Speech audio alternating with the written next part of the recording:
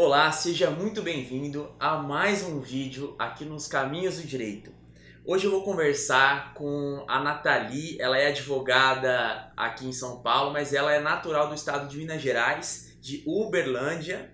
Ela se graduou pela Universidade Federal de Uberlândia e fez o mestrado aqui na Universidade de São Paulo na área de Filosofia e Teoria Geral do Direito. E ela vai contar um pouco da história dela. Aqui dentro do canal vocês podem conferir o vídeo do Flávio, que ele representa essa comunidade negra que não tem muito espaço na sociedade em si, mas ele representa especificamente uma comunidade aqui de São Paulo. E a Nathalie, ela veio contar essa história, mas em um âmbito de um outro estado da federação, que é o estado de Minas Gerais, e ela veio se qualificar, vamos dizer assim, aqui na Universidade de São Paulo e tentar um espaço nesse mercado de trabalho que é tão competitivo. Então seja muito bem-vinda aqui ao nosso canal, Nathalie. Eu queria que você contasse como que foi a sua entrada no curso de Direito, de uma forma pessoal, né? Que é uma história sua, a vivência sua, e como que foi essa escolha pelo curso, se você já tinha uma predisposição a luta pelos direitos em si, né, que é o clássico quando a gente está no ensino médio. Eu sou uma pessoa contestadora, eu gosto de, entre aspas, né, brigar, eu gosto de... e aí, como que foi ali, saindo do ensino médio, entrando na própria, em uma universidade federal, que é concorrida também, e aí em uma segunda parte da entrevista que a gente já passa aqui para São Paulo, né, como que foi o ingresso na USP, que também não, acho que é a mais concorrida do país, né? Pela quantidade de habitantes que tem São Paulo e pela representatividade que a USP tem, não só em âmbito nacional, mas também internacional. Então a palavra é sua. Obrigada pelo convite, Fernando. Você já disse, né, que eu sou de Uberlândia, eu cresci em Uberlândia. E eu acho que acontece com todo mundo que faz direito, essa veia contestadora, de querer sempre falar, argumentar e perguntar sobre os porquês de algumas decisões. Eu acho que primeiro com os pais, de por que eles tomam algumas decisões pela gente, e depois quando a gente vai crescendo na escola, no ensino médio principalmente. E eu tive a oportunidade de estudar em escolas muito boas em Uberlândia. Fui bolsista em algumas delas, com bolsa parcial.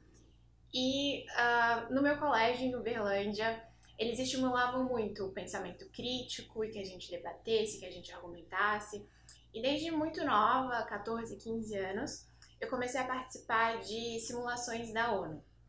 Para quem não conhece, simulações da ONU são modelos das Nações Unidas, em que os alunos se reúnem por 4, 5 dias para discutir política externa, para trabalhar oratória e para chegar num consenso sobre um tema proposto, sobre um tema de relevância na agenda internacional.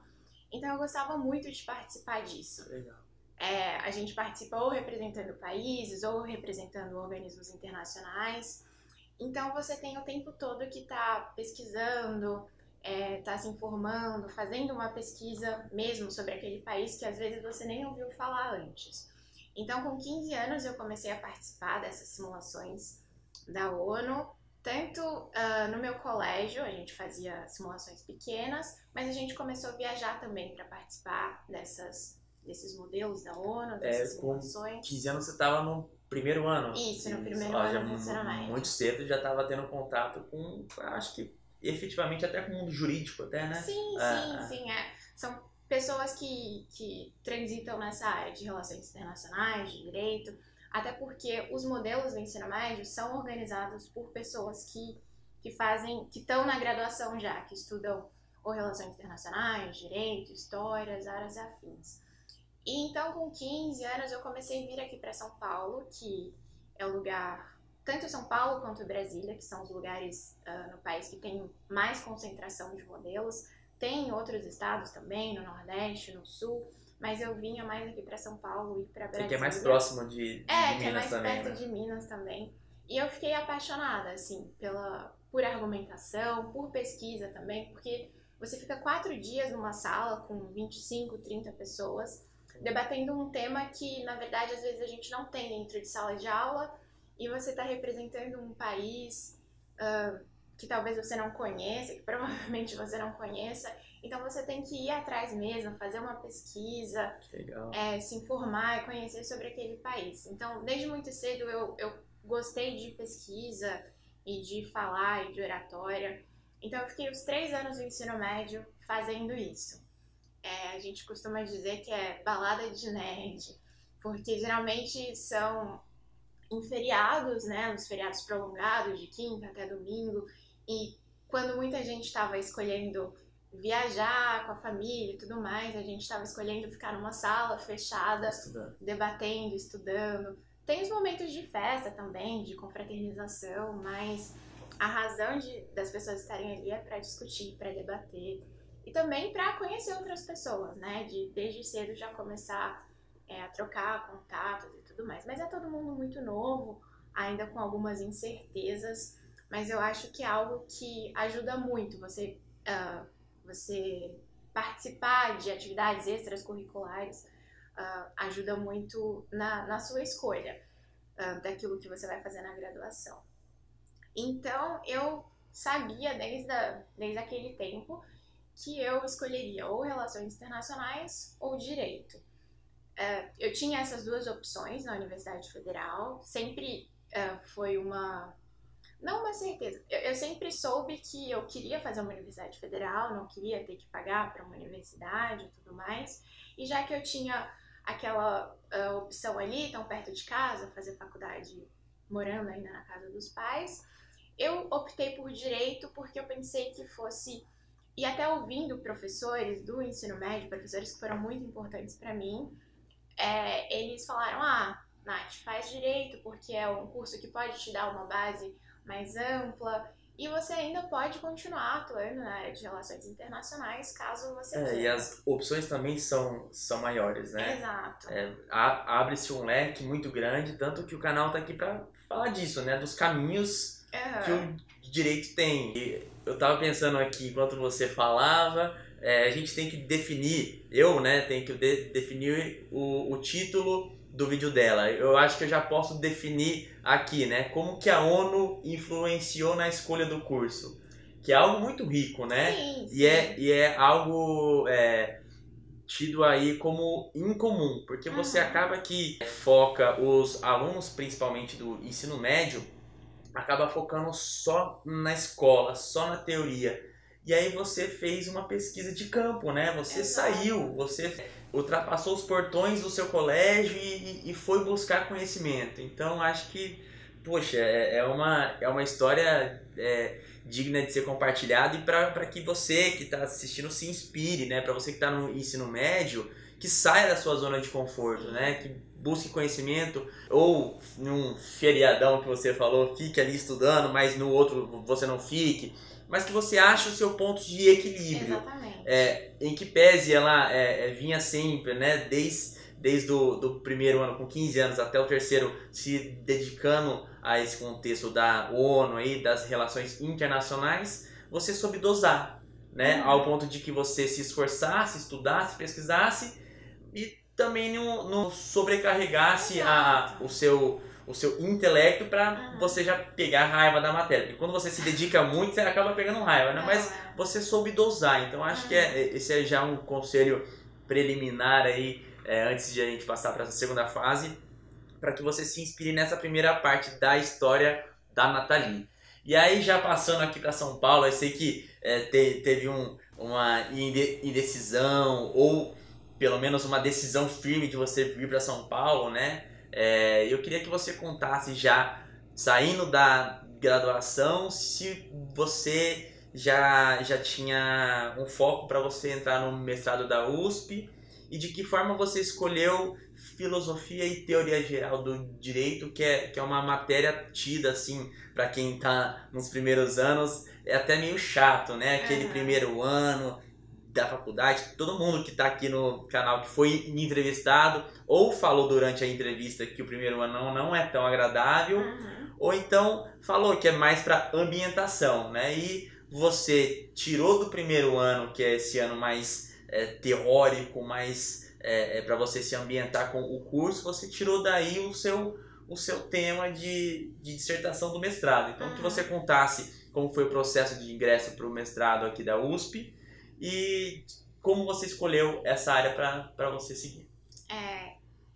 Essa foi uma pergunta que eu recebi muito de alguns colegas da faculdade, de algumas pessoas que estavam à minha volta também, sobre como é que você conseguiu vir para a USP? Como é que foi a prova? E eu acho que o que eu posso dizer para as pessoas que não é só a prova. Eu acho que quando você faz uma escolha pelo mestrado, é toda uma preparação, são os anos antes que valem muito a pena.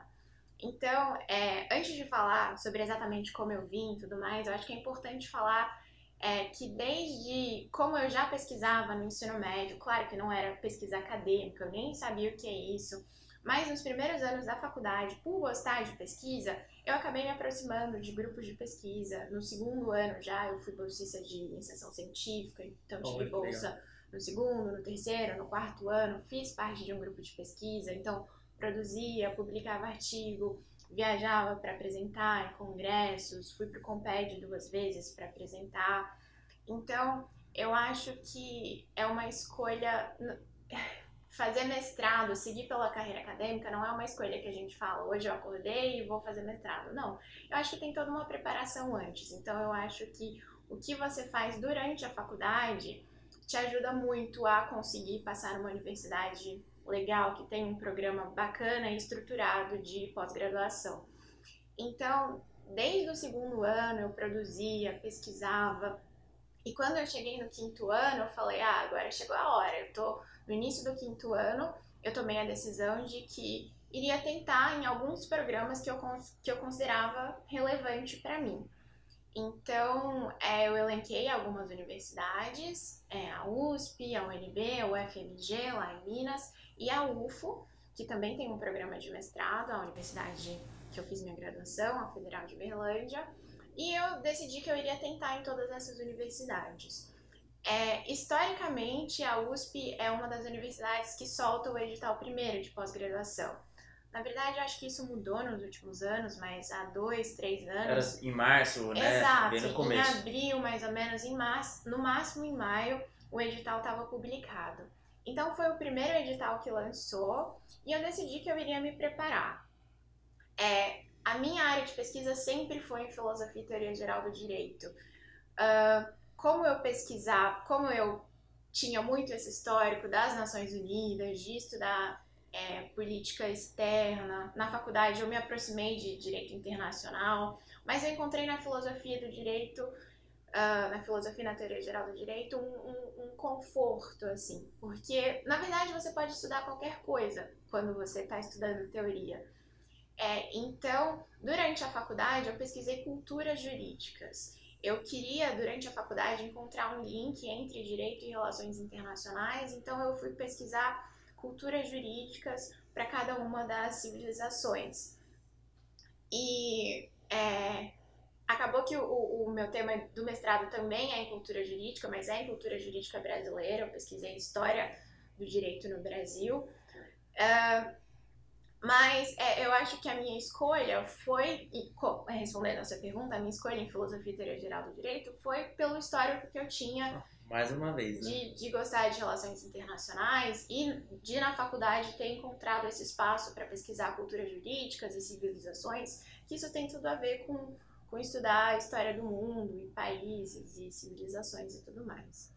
Então, no quinto ano, saiu o edital da USP, eu sentei com o meu orientador da graduação, li o edital, sabia que a área seria filosofia e teoria geral do direito, porque o meu orientador na graduação já pesquisava isso. E então, a partir de março, abril mais ou menos, eu sentei e fui ler os livros do edital. Isso foi em 2014, que foi o meu último ano da faculdade, eu estava no quinto ano. Então, o edital saiu em março, abril mais ou menos, e as provas eram em julho. Naquela época, as provas eram juntas. Hoje em dia são fases diferentes, mas eu vim para São Paulo um dia, primeiro para fazer prova de línguas, que tem que fazer antes eles não aceitavam exames de proficiência, então a gente tinha que fazer mesmo um exame da FUVEST. Eu fiz em inglês, para quem não sabe, tem as opções de inglês, francês, alemão ou italiano. Eu escolhi inglês, que é uma língua que eu domino, fiz a prova num dia e no segundo dia tinha uma dissertação. Não é como hoje, que tem perguntas a serem respondidas. Dos 12 livros que eles lançaram no edital, é feito um sorteio na hora, livro 7. Então você tem que fazer uma dissertaçãozinha de 4 ou 5 laudas. E depois de fazer essa prova dissertativa, se você passar nas duas fases, tanto na de línguas quanto na dissertação, você vai para uma terceira fase, que é a escolha do orientador. E muita gente me questionou como é que eu faria para escolher o orientador, sendo que eu não sou aqui de São Paulo, não tinha contato com tantas pessoas de dentro da universidade. Então, o que eu fiz foi realmente pesquisar aquele orientador com o qual eu tentaria a vaga. Eu tentei com um professor que era novo na universidade, estava há alguns anos na universidade. Eu li as pesquisas dele, tinha tudo a ver com o que eu queria pesquisar. Li também sobre o processo seletivo do professor, porque tem alguns professores que pedem só entrevista. Faz prova, outro faz... Exato. E eu achei que o processo dele era o mais imparcial. Ele pedia para ler uma das suas publicações. Se você não tivesse publicações, ele pediria para você fazer um artiguinho bem pequeno. Depois ele te convocava para uma entrevista e ele fazia a avaliação do seu projeto mesmo, que a pessoa tem que enviar quando está participando do processo seletivo. Então eu escolhi o Rafael Maffei, que é professor da área de Filosofia e Teoria Geral do Direito, lá no DFD, na USP. E ele foi super acessível, assim, muito tranquilo. Ele, na época eu ainda tinha Facebook, ele me mandou uma mensagem pelo Facebook, disse: Nathalie, aqui é o Rafael, ele seu projeto, gostei, o meu projeto era em cultura jurídica brasileira. E daí ele quis marcar uma entrevista comigo, sabia que eu não morava aqui, em São Paulo ainda, sabia que eu morava em Uberlândia, então a gente fez uma entrevista por Skype. Olha que legal. Exato, ele falou, vou te poupar de vir aqui até em São Paulo, é uma entrevista rapidinha, coisa de 20, 30 minutos no máximo. Então ele conversou comigo sobre o meu projeto. Pra te conhecer, né? Exato, pra saber quem eu era, quais eram as minhas pretensões acadêmicas, se eu pretendia ficar na área mesmo, se eu tava a fim de auxiliá-lo, de servir como monitora, de ajudá-lo mesmo. E era o que eu buscava mesmo, sabe? Eu queria um mestrado em que eu pudesse ter esse feeling, assim, de como é dar aula, de como é fazer pesquisa. E eu dei muita sorte, assim, no orientador que eu selecionei primeiro e depois que me escolheu, porque foi uma parceria muito bacana durante o mestrado. E foi, assim, a minha aprovação.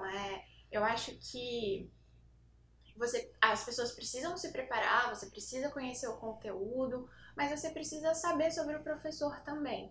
É claro que existem as cartas marcadas, isso eu acho que não só na USP, como também em qualquer outra universidade, mas se você mostrar que você é competente, que você fez um trabalho antes, eu acho que isso ajuda muito em conseguir a vaga. Eu tô tentando vaga, não que sejam departamentos concorrentes, né?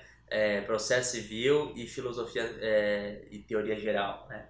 Mas processo civil é uma matéria mais popular, então a concorrência é mais acirrada, e os professores, por óbvio, são mais exigentes também, e não é muito comum a pessoa ter um encantamento por filosofia, né? Então, assim, você fez o dever de casa, né? Para quem está tentando vaga na USP, assim que nem ela tentou e eu estou tentando nessa saga aí, você fez o dever de casa, você pesquisou o que o professor escrevia sobre o tema, você sabia qual era a linha de pesquisa dele, que isso casava com o que você pensava, com o que você escrevia, e também você foi procurar se informar como que ele fazia o processo, né? Exato, e o edital te proporciona muito isso. Tem um contexto. O edital da USP é muito aberto, muito... democrático, né? Exato, e as fases são muito explicadas, sabe? Então, o edital é aberto, depois tem um segundo edital para falar como vai ser o processo seletivo do professor. Então, antes de você enviar o projeto, antes de você fazer a escolha, você já sabe, o professor A pede só entrevista, o professor B pede entrevista e prova, o C pede entrevista e prova, análise de currículo, enfim, é tudo muito explicado. Então, é parte de uma estratégia também. Na área de filosofia e teoria geral do direito, tem professores super renomados, super concorridos também, com pessoas que estavam aqui no dia a dia com eles e já buscavam uma vaga, falavam, professor, eu tô aqui e tudo mais, e eu sabia que eu tinha essa desvantagem. Então eu procurei o processo seletivo que seria mais imparcial e que a pessoa realmente olharia minhas competências e não já me conhecer previamente. E foi uma análise holística, né? Porque ele olhou tanto a sua parte acadêmica, né? Os artigos que você já havia produzido, tanto o seu histórico da própria ONU, né? Desse próprio contexto social, porque a ONU também, em que pese ser um órgão que vai muitas das ideias que você gosta, que são relações internacionais, mas tem muito essa questão social, de filosofia, tem uma bagagem muito grande. Sim. Então ele fez uma análise de um todo, né? Eu acho que o que você faz durante a faculdade conta muito. Porque para o mestrado, todo o seu currículo durante a faculdade é observado. Então, tudo de atividade extracurricular, congressos que você já foi, ainda que você não publique artigos, que você seja só ouvinte, participação em centro acadêmico, organização de eventos durante os anos que você está, monitoria durante a faculdade, importante também. Projetos de pesquisa que você faz parte, iniciação científica com ou sem bolsa, tudo isso é analisado. Então eu acho que para quem quer uma carreira acadêmica, eu acho que é um investimento que começa ainda na faculdade, não é uma decisão do dia para a noite. Exato, né? Se a pessoa pretende emendar a faculdade já com o mestrado, eu acho que é uma decisão que precisa ser construída, não é no último ano falar, nossa, esse ano eu quero publicar tudo, eu quero pesquisar tudo, porque em um ano não dá tempo. E você não tem bagagem também, né? Isso Exato. aí, você chega para falar com o professor, você tem que ter uma bagagem.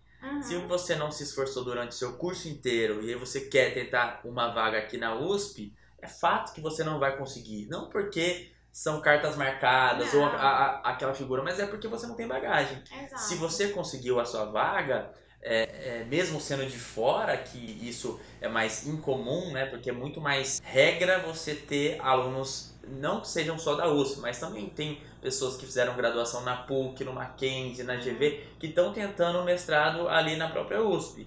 Mas só que você tinha bagagem para mostrar. Então, assim, às vezes você tinha muito mais bagagem do que aquele outro aluno que era de São Paulo. Então, assim, às vezes tem uma entrevistada, a primeira entrevistada do canal, se vocês quiserem conferir o vídeo dela, que é a Dani, ela é do Paraná. E os alunos, os amigos dela falavam, né? Você não vai conseguir, a USP é muito concorrida e não sei o que, a USP é só para quem é da USP. E aí o professor Heitor Sica, inclusive em um prefácio de um livro, pôs lá, né? Que tem esse mito. E é realmente um mito, né? Sim. Porque a USP está atrás, os professores da USP estão atrás de pessoas que dê continuidade ao trabalho deles, né? Que pesquisem, que se esforcem, porque a USP é tida como referência para o Brasil. A USP, a Unicamp, a UERJ e várias outras faculdades são tidas como referência. Então, eles querem discípulos, né? E como você vai dar uma vaga para alguém que não quer ser o seu discípulo, quer fazer o mestrado por um status, por algum outro contexto? Então, para finalizar esse papo muito teórico, mas muito prático, eu acho que eu gostei muito, assim, foi um papo descontraído. Então, eu quero te franquear a palavra para você dar um recado para quem está nos assistindo do Brasil inteiro e até mesmo fora do Brasil, de países que falam a língua portuguesa ou de pessoas que moram fora, esse contexto, o conselho que você dá para quem está durante a faculdade ou também escolhendo o curso. A palavra é sua para a gente encerrar, né? Eu acho que tudo que a pessoa quiser é possível. Eu acho que se todo mundo fizer uma faculdade bem feita, acreditar que a faculdade é mais do que simplesmente sala de aula e livros e buscar atividades extracurriculares, seja, no meu caso, como nos modelos da ONU, como pesquisa científica, ou participar de movimentos sociais, de movimentos estudantis.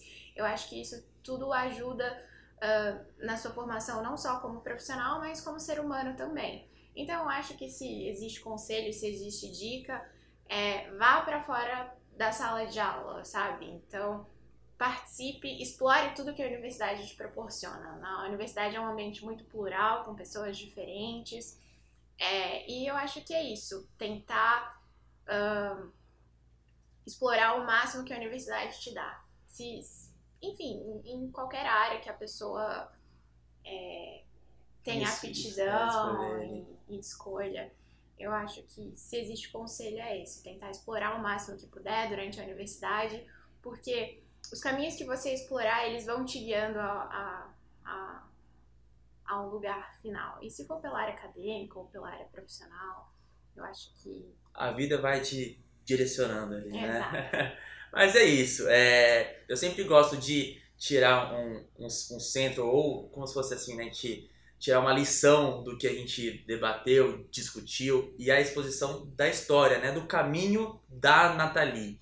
Eu acho que o ponto central dessa entrevista é que ela mesma falou, né? Ela saiu da zona de conforto, ela saiu das quatro paredes ali, né? Tanto do ensino médio, você saiu das quatro paredes e foi para campo, você foi estudar, foi pesquisar, e tanto na própria graduação, você foi procurar o conhecimento. Então, é para você se interessar, para você correr atrás das coisas e não ficar somente com a teoria apresentada em sala de aula. Você fazer mais, você ir além. Então é isso. Eu espero que você clique em gostei aqui embaixo, compartilhe esse vídeo, se inscreva no canal. Esse conteúdo é feito para você. Então, se inscreva no canal para dar uma audiência melhor e para que outras pessoas possam se abastecer dessa história de vida da Nathalie e de todas as outras pessoas que já foram entrevistadas aqui no canal. E a gente se vê nos próximos vídeos. Até lá!